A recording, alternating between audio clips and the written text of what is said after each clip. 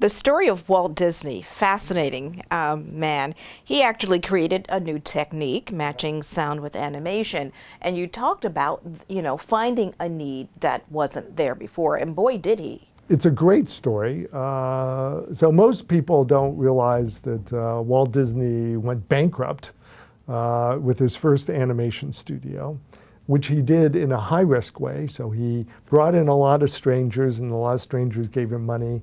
And he didn't have the skills to compete in the already established animation marketplace.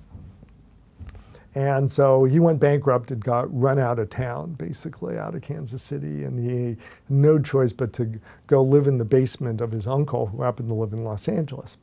And, but, he still was going to be persistent, and he had this drive that he wanted to show people that he was,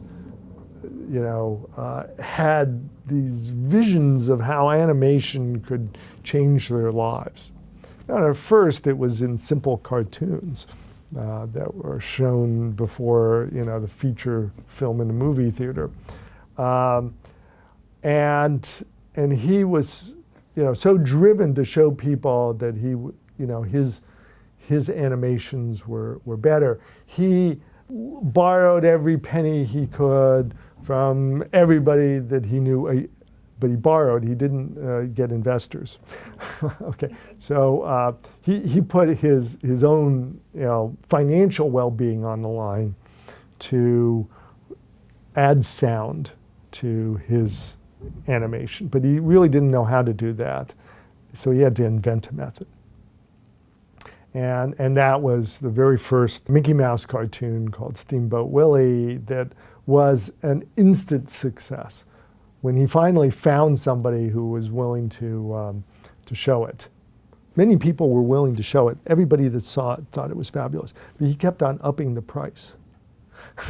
So that's why he had a hard time finding people to show it, because it got him more confident and more, sort of hubristic, and he would say, no, I want more. I want more than anybody's ever paid for a cartoon to just show this feature. So finally some guy, some theater owner said, okay, I'll pay you what you're asking. We'll try it for a week. And it was such a sensation that it was written up in the newspapers, and everybody flocked to the movie theater, not to see the feature film, which nobody's ever heard of after it played, but everybody then knew Mickey Mouse. And this gave Walt Disney such a sense of empowerment that he quickly improved his skills and developed, again, brand new skills that had never been done before. So in subsequent Mickey Mouse, but then in his, Snow White and the Seven Dwarfs, he invented more and more animation techniques. And then when he was done with that, he invented whole new ways to entertain the family with Disneyland. Although he did seem like a difficult man, but a brilliant man. Yes, so he had his vision, and he only wanted to work with people that would help him, right? So if you weren't going to help him, then you were uninteresting to him.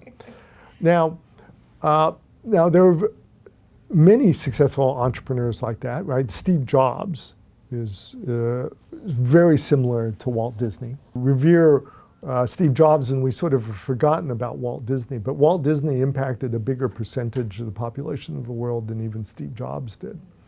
And the way they worked is that they effectively is that they had to create an inner circle and of these people that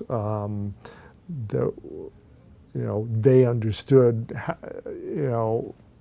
how they were going to help them achieve their vision, and let those people deal with everybody else. In the case of Disney, it was his brother. And he was so fortunate to have his brother on the team. He couldn't have done it without it. Disney would not have been a success without his brother Roy.